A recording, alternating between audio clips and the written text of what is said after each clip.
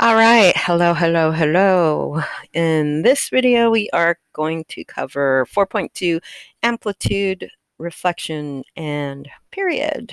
Okay, so take notes. Hopefully, you are checking in for attendance. All right, 4.2 amplitude, reflection,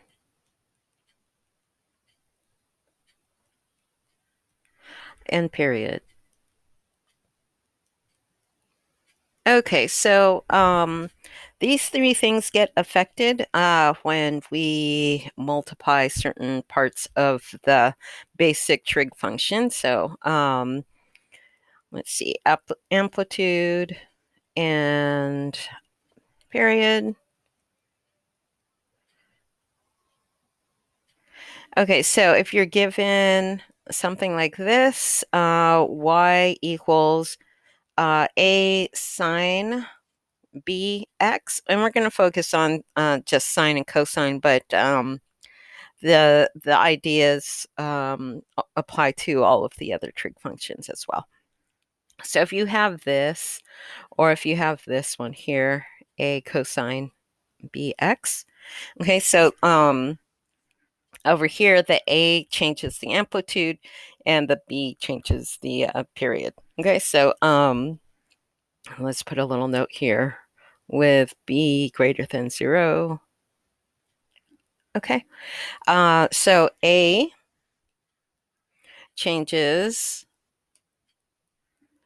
amplitude and b changes the period.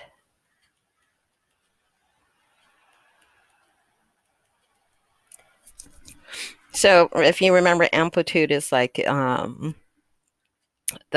height of the wavelength, the wave, like one cycle, and the period is like how long it takes for one cycle to occur.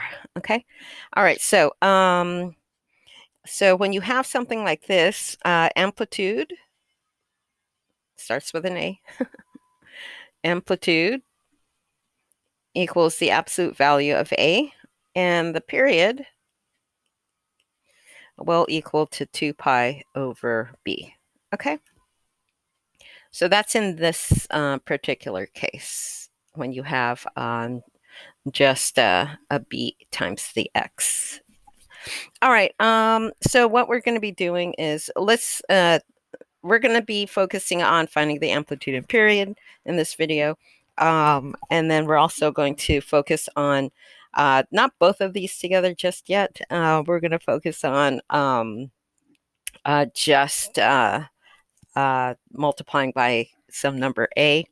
And then in part two, we'll focus on multiplying the angle by some number b. Okay. So before we even start, let's practice finding amplitude and period. Okay, so find the amplitude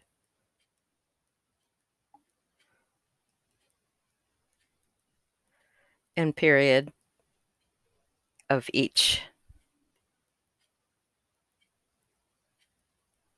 Okay, so suppose that we have these here. Y equals 3 sine 2x. Number 2, y equals 2 cosine 3x. And number 3, y equals negative sine pi x. And number 4, y equals negative 3/4 cosine 2 pi x. If you think you can do this without me doing an example, just go ahead and hit the pause button and you can just give these a try based on this. Pretty straightforward here, so you should be able to do it without me even doing an example. Okay, but so you're using this. Amplitude is absolute value of A, and period is 2 pi divided by B. Okay, so go ahead and give these a try and then check back with my answer. Or watch one example and then pause and then try the rest on your own. All right, so the amplitude here is going to be the absolute value of 3. So that's just going to be 3. And the period here is going to be 2 pi. It's always 2 pi divided by b. In this case, b is 2. So our period is pi. So that means that you're going to get one sine wave from 0 to pi, and then it'll repeat itself. Okay. For number 2, the amplitude is 2, absolute value of 2, which is 2. And the period here is 2 pi over 3. And that doesn't simplify, so just 2 pi over 3. Okay. Number 3, the amplitude is absolute value of -1, so that's just 1. And the period here is 2 pi over pi, so that's 2. Okay, so you get one sine wave from 0 to 2 as opposed to 0 to 2 pi, which is 3.14. Okay, so you get one full wave sooner than the basic graph. Because remember, 2 pi is just, oh, did I say 3.14? 2 times 3.14, so 6.28. Okay, so, and then here, usually we get one cosine wave, right? One cosine wave between 0 and 2 pi, which is between 0 and 6.28. But here, you get it now between 0 and 2 pi over 3. Okay, so here amplitude is absolute value of -3/4. So that's +3/4. And p is 2 pi divided by 2 pi, which is just 1. So you get one cosine wave from 0 to 1 instead of 0 to 6.28. Okay, so let's just recall the basic graphs of sine and cosine. All right, so y equals sine x. We have one full sine wave from 0 to 2 pi, right? That's not 0, that's pi. Okay, and the max it goes is 1. The minimum it goes is -1. And we know that we have 0 here, here, and here. +1 halfway between, -1 halfway between, and we know we get this graph. Okay, and so here for the basic graph of sine x, nothing added, multiplied, or subtracted, nothing, just plain old sine x. We know the amplitude is 1, and we know the period is 2 pi. Okay, and then for cosine, plain old cosine, we have one cycle from 0 to 2 pi, and its max is also 1, and its minimum is -1. And we know that we have 1 on the endpoints, -1 in the middle, and then halfway between over here we have 0, halfway between over here we have 0. And we know that we get a graph that looks like that. Okay, and so here the amplitude equals 1, and the period is also 2 pi. Okay, so what we're going to be doing is when we multiply sine or cosine or really any other trig function by a number out here in the front, then what happens is we change the amplitude. Okay, we change the amplitude by either stretching it or shrinking it. Okay. Okay, so let's take a look. All right, so amplitude.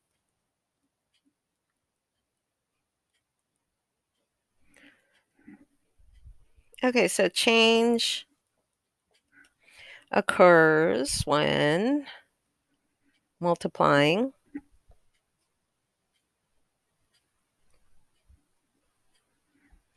by k. Okay, so maybe you have something like this, y equals k sine x or k cosine x. Okay, and so what happens is when we're graphing this, all you have to do is multiply the original y values by k. All right, so let's write that down. So we are going to multiply uh, original y values by k. And once you do that, you will be able to get the graph of y equals k sine x, y equals k cosine x. Okay. All right. So let's take a look at an example here. So let's go ahead and graph y equals 2 times sine x. Okay. For one cycle.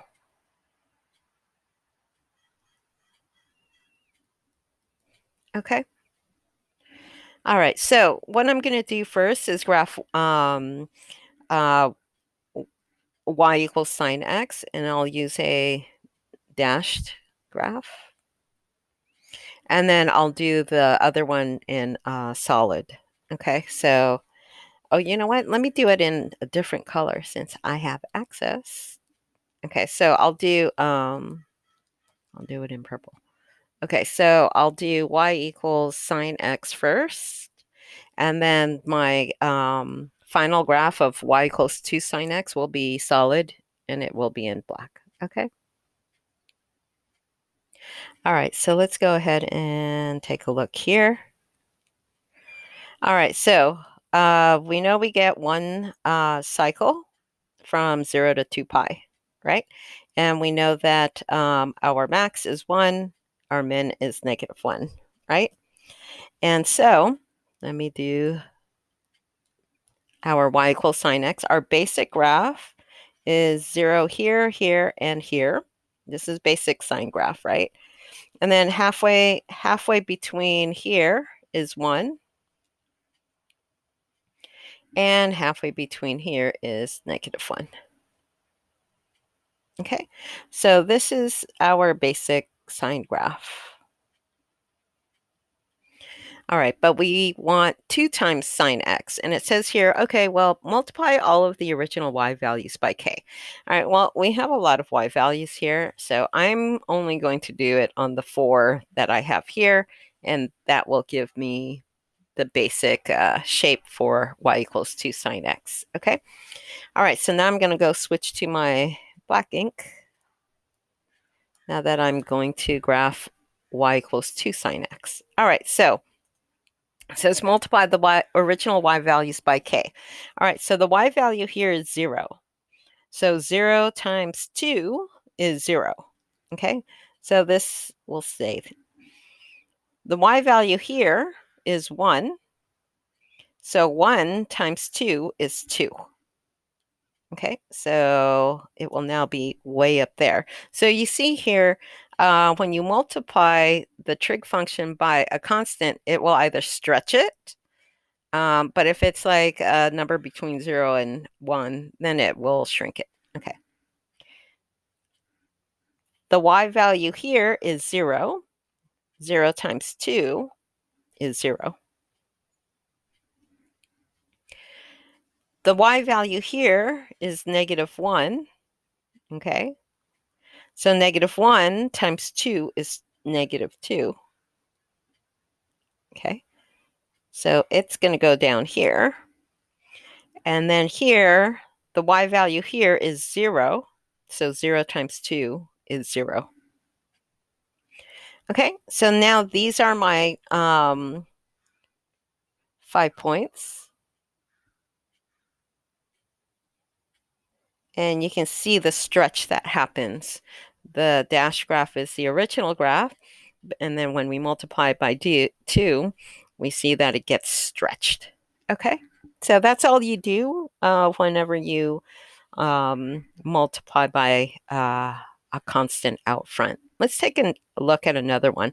So let's take a look at multiplying with a constant that's between 0 and 1 or negative. Okay, and we'll see it shrink. Okay, so this one was a stretch. Okay, so let's go ahead and graph y equals negative 1/2 sine x for one cycle. Okay, so again, I will do the sine graph in purple, and it will be dashed. Okay, and then I will do y equals negative 1/2 sine x with a solid black line. Okay, all right, so let's go ahead and start with our sine graph, basic sine graph. Okay, so we get one full cycle from 0 to 2 pi. We know our max is 1, our minimum is negative 1. And we know we have, oops, we're not doing black, we're doing purple. Okay, so basic sine graph, just y equals sine x. We have 0 here, here, and here. Halfway between, we have 1. Halfway between, we have negative 1. Okay, so this is our basic sine graph. All right, but I want negative 1/2 sine x. Okay, so just like the previous one, we're going to multiply our y values. And I'm only going to do it for these points that I plotted. So we need to multiply the y values by negative 1/2. All right, so here the y value is 0. So 0 times negative 1/2 is 0. Here, the y value is 1. So 1 times negative 1/2 is negative 1/2. So we're going to get a point right here. Here, the y value is 0. 0 times negative 1/2 is 0. Over here, the y value is negative 1/2 is negative 1. So negative 1 times negative 1/2 is positive 1/2. So we'll have a point right here. And then here, the y value is 0. 0 times negative 1/2 is 0. So we see here, we see that our graph, two things happened here. It got reflected, and that happens when you multiply by negative. So it got reflected over the x-axis, and it shrank. So it's not as tall as it used to be. Okay. And that's because we multiplied it by a fraction between 0 and 1, absolute value between 0 and 1. Okay. All right, let's see. So here, amplitude would be absolute value of negative 1/2. By the way, amplitude, we see here, is much smaller. It's only 1/2 as opposed to its original, which is 1. And over here, amplitude is 2. Amplitude equals absolute value of 2, which is 2. And we see that is much more than the 1 that it originally has. All right, let's do some cosines. Okay, but it works the same way. Multiply the original y values by the k. All right, let's do graph y equals 1/4 cosine x, okay, for one cycle.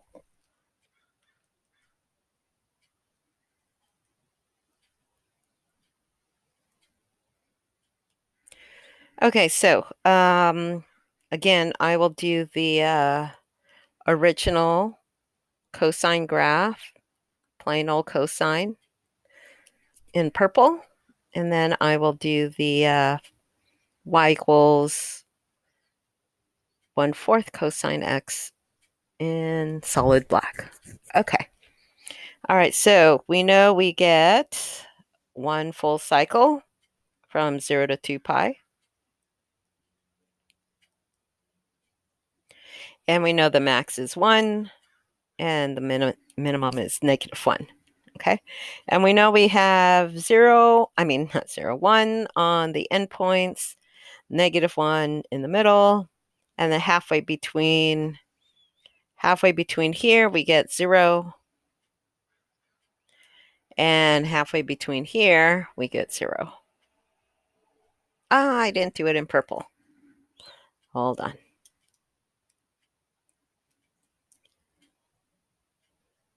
Ta-da, magic.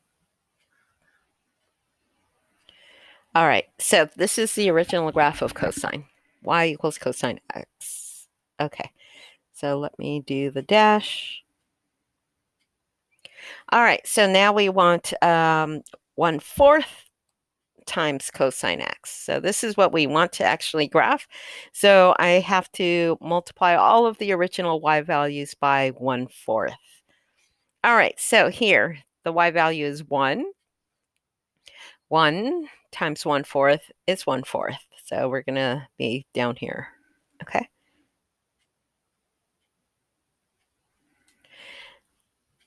The y value here is 0. 0 times 1/4 is 0. The y value way down here is -1. -1 times 1/4 is -1/4. So right around there. And here, the y value is 0. 0 times 1/4 is 0. And up here, the y value is 1 times 1/4. So we're going to be down here. So we see that this one is also shrinks the graph, kind of squishes it. Okay, so that now we have this graph. Okay. And here, the amplitude would be 1/4.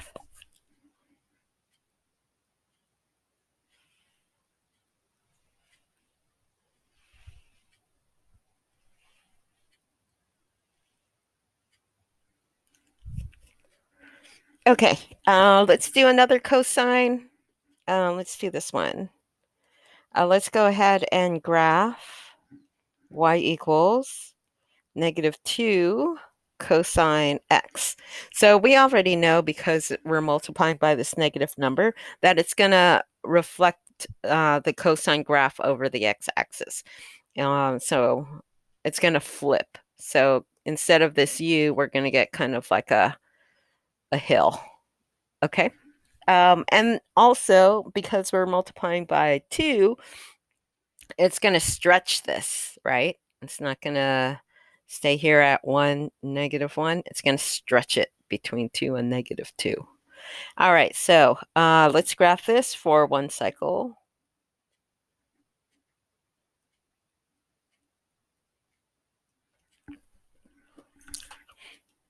If you want to try this one on your own and then check with me, go ahead and hit the pause button. If you feel like you need to watch it, another example, then keep watching. All right, so I will do the basic graph, y equals cosine x, in purple dashed, and then the final graph, y equals -2 cosine. I thought I hit the black. Okay. The final graph in solid black, y equals negative 2 cosine x. Okay. All right. So again, we get one full cycle between 0 and 2 pi. And maximum is 1. Minimum is negative 1. Okay, so we know that the original graph looks like this. 1 at 0 and 2 pi. Negative 1 over here at pi. Halfway between 0. Halfway between 0. Okay, so we know this is our basic graph for cosine. All right, so we want negative 2 times cosine. So we are going to multiply all of the y values, the original y values, by negative 2. Okay? All right, so over here, y value is 1. So 1 times negative 2 is negative 2. Let me extend this.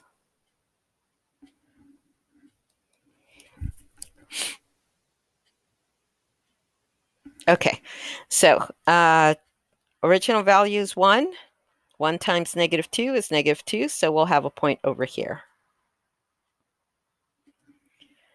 Over here, the y value is 0, so 0 times negative 2 is 0. Over here, the y value is negative 1. Negative 1 times negative 2 is positive 2. So we'll have a point way up here. And then here, 0, y value is 0. 0 times negative 2 is 0. And then over here, the y value is 1. So 1 times negative 2 is negative 2. So we see that there is a big stretch here. All right, so the graph ends up looking like this. All right, that's kind of the best I can do on this. All right, so that is it. So pretty straightforward when you're multiplying by a number out here. All you're doing is multiplying those original y values by this outside number. Okay, so definitely graph the original trig function. Okay, and then you work off of that one. Okay. All right, so that is it for part 1. Stay tuned for part 2, where we look at something like this. Cosine. Now the multiplier is inside here instead of outside. Okay. So I will see you in the next video.